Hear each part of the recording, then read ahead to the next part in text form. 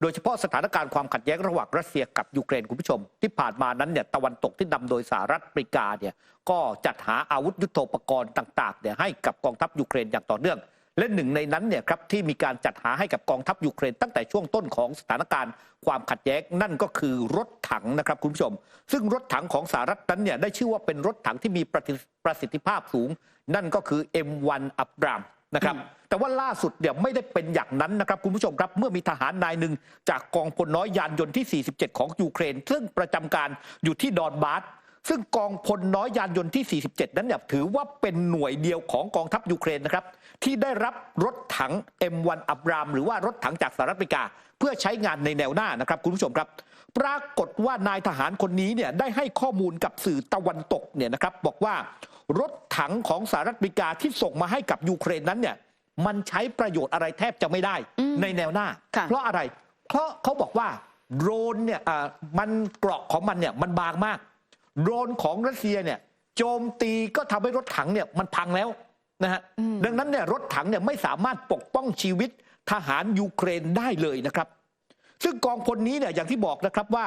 เป็นกองพลเดียวที่จะดำเนินการในการใช้รถถังเพื่อสู้รบกับกองทัพรัสเซียในแนวหน้า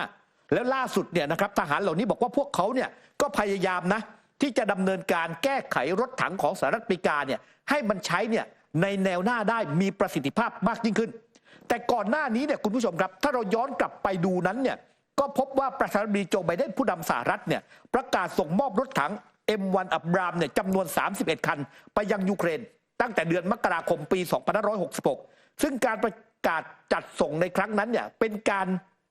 บีบไปยังทางด้านฝั่งของเยอรมนีให้เยอรมนีนั้นเนี่ยส่งรถถังเนี่ยครับแลปเพิร์ดเนี่ยให้กับทางด้านกองทัพยูเครนเช่นเดียวกันในขณะที่ล่าสุดนั้นเนี่ยครับก็มีการรายงานเพิ่มเติมว่ารถถังที่เอาไปใช้ในแนวหน้าของสหรัฐอเมริกานั้นเนี่ยถูกรัสเซียโจมตีไปทั้งสิ้นเนี่ย8ครั้งแล้ว8ระลอกแล้วจนทำให้สหรัฐอเมริกานั้นเนี่ยต้องมีการสั่งให้กองทัพยูเครนนั้นถอยรถถังเหล่านี้เนี่ยออกมาจากแนวหน้าก็คือไม่ให้ใช้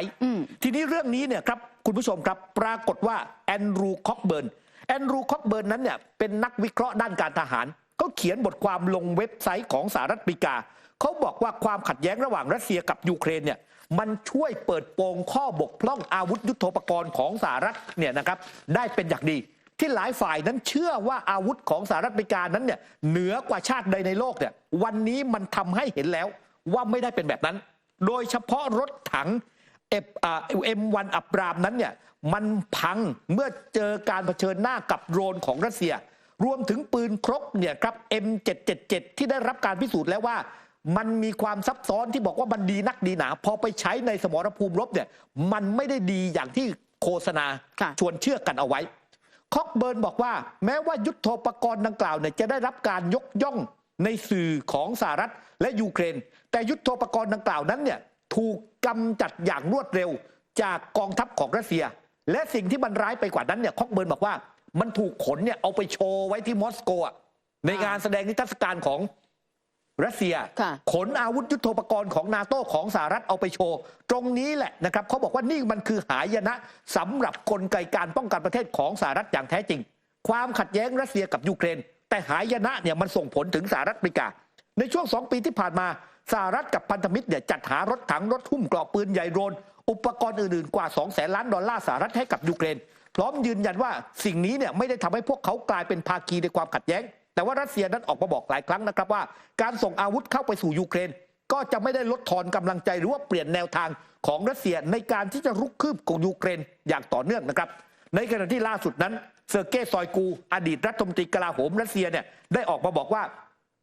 ตั้งแต่เริ่มต้นสถานการณ์สงครามจนถึงต้นปี2567ที่ผ่านมานั้นเนี่ยครับทหารยูเครนเสียชีวิตไปแล้วมากกว่า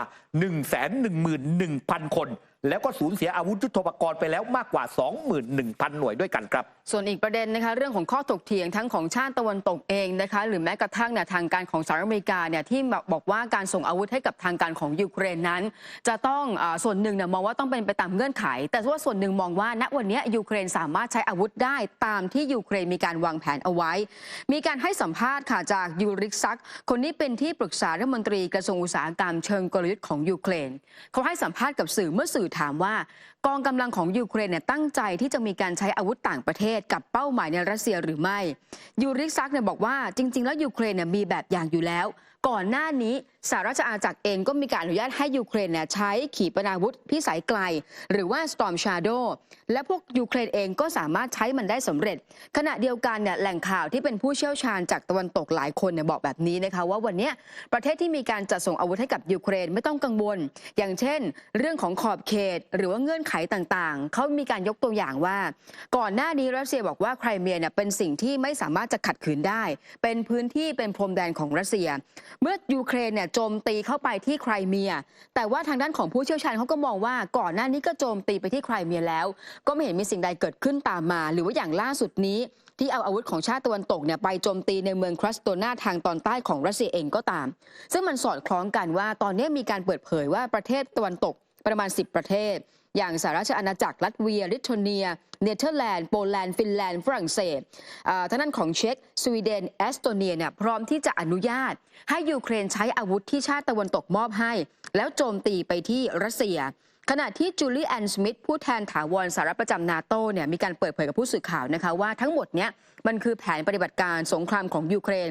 ฝ่ายบริหารของสหรัฐควรจะยกให้เป็นหน้าที่ของยูเครนในการตัดสินใจขั้นสุดท้ายเกี่ยวกับเรื่องของการปฏิบัติการที่เกิดขึ้นค่ะครับแม้ว่าตอนนี้แมทธิวมิลเลอร์เองเนี่ยนะครับจะออกมาบอกเนี่ยว่าแนวทางของ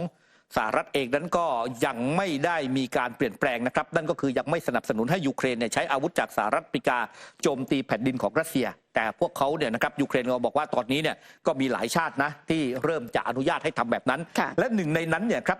ได้ออกมาแสดงความเห็นเนี่ยไปในทิศทางเดียวกันสอดคล้องกับกองทัพของยูเครนนั่นก็คือเอ็มมานูเอลมาครงผู้นำของฝรั่งเศสนะครับบอกว่าเราควรอนุญาตให้พวกเขาก็คือยูเครนเนี่ยสามารถต่อต้านสถานที่ทางทหารที่ยิงขีปนาวุธเข้ามาใส่พวกเขาได้แผ่นดินยูเครนนั้นกำลังถูกโจมตีจากฐานในรัสเซียแล้วเราจะอธิบายชาวยูเครนได้อย่างไรว่าเราจะช่วยปกป้องเมืองเหล่านี้ทั้งที่เราบอกพวกเขาคุณไม่ได้รับการอนุญาตให้โจมตีไปยังจุดที่ขีปนาวุธถูกยิงมาฝรั่งเศสเองนั้นเนี่ยครับที่ผ่านมาก็จัดหาอาวุธหลายชนิดเนี่ยครับให้กับยูเครนไม่ว่าจะเป็นปืนใหญ่อัตราจรนะครับพิสัยทำการ42กิโลเมตรขีปนาวุธร่อนนะครับพิสัยทำการ155กิโลเมตรและสามารถบรรทุกหัวรบเจาะเกราะทะลุแรงระเบิดสูง400กิโลกรัมเนี่ยนะครับนอกจากนั้นทางด้านในส่วนของเอ็มมานูเอลมาครงนั้นบอกว่าในแง่ของสิ่งที่ชาวยูเครนทำในมุมมองของเรานั้นเป็นการตัดสินใจของพวกเขาเกี่ยวกับวิธีการใช้อาวุธเหล่านี้พวกเขากำลังปกป้องประเทศของพวกเขาพวกเราถูกปูตินรุกรานอย่างผิดกฎหมายรัสเซียเปิดการโจมตีใส่ยูเครนและยูเครนมีสิทธิ์อย่างแน่นอนที่จะตอบโต้รัสเซียนี่เป็นคำพูดของเดวิดคาเมรอนรัฐมนตรีต่างประเทศของอังกฤษก็ยืนยันเช่นเดียวกับทางด้านฝั่งของทางด้านเอ็มมานูเอลมาครงนะครับว่าสามารถที่จะใช้อาวุธได้ตามสิ่งที่คาดหวังกันเอาไว้นะครับหรือว่าสิ่งที่ยูเครนนั้นต้องการเช่นเดียวกับโอลาฟโชครับนายกรัฐมนตรีของเยอรมนีแม้ว่าก่อนหน้านี้เนี่ยจะออกมาบอกว่าพวกเขาไม่สามารถที่จะให้ขีปนาวุธทอรัสเนี่ยกับยูเครนได้แต่โอลาฟโชนั้นก็แสดงความคิดเห็นเนี่ยครับบอกว่ายูเครนควรได้รับอนุญาตให้ปกป้องตัวเองได้ตราบที่เคารพเงื่อนไขที่กำหนดโดยประเทศจัดหาอาวุธเหล่านั้นรวมถึงต้องเป็นไปตามกฎหมายระหว่างประเทศครับพอมีประเด็นเรื่องนี้นะคะผู้นำของรัสเซียอย่างวลาดิเมียร์ปูตินเนี่ยออกมาปรามทันทีบอกว่าวันนี้บรรดาประเทศในยุโรปโดยเฉพาะประเทศขนาดเล็กควรจะต้องตระหนักให้ดีว่ากำลังทำอะไรอยู่หรือว่าประเทศส่วนใหญ่ในยุโรปเนี่ยที่มีขนาดเล็กแต่ว่ามีประชากรอาศัยอยู่อย่างหนาแน่นปัจจัยนี้ไม่ว่าจะเป็นเรื่องของการงดเงื่อนไขการส่งอาวุธให้กับยูเครนแล้วสามารถใช้งานได้โดยที่ไม่ต้องกังวลใจว่าจะมีการโจมตีไปที่รัสเซียหรือไม่ประเด็นเรื่องนี้ทุกฝ่ายที่เป็นชาติตะวันตกต้องคิดให้ดีก่อนที่จะมีการพูดถึงเรื่องของการโจมตีไปที่รัสเซียและก็ต่อให้นับจากนี้กองทัพของยูเครนเนี่ยใช้อาวุธตะวันตกโจมตีมาที่ยูเครนโจมตีมาที่รัสเซียจริงๆแต่ว่าความรับผิดชอบทั้งหมดเนี่ยมันจะเกิดขึ้นแล้วมันก็จะอยู่ที่ประเทศที่มีการส่งอาวุธให้กับทางการของยูเครนปูตินเน้นย้ำแบบนี้ว่าประเด็นเรื่องของทหารตะวันตกนะคะที่เข้าไปช่วยเหลือกองกำลังของยูเครนจะเข้าไปฝึกซ้อมจะเข้าไปแฝงตัวเนี่ยปูตินยืนยันว่าตอนนี้มีทหารตะวันตกแฝงตัวอยู่ที่ยูเครนมานานแล้วในรูปแบบของทหารรับจ้างด้วยค่ะครับมาร่วมสนับสนุนท็อปนิวส์นำเสนอความจริงได้แล้ววันนี้เพียงกดปุ่ม Super Thanks แล้วเลือกจำนวนเงินตามที่ต้องการได้เลยครับขอบคุณครับ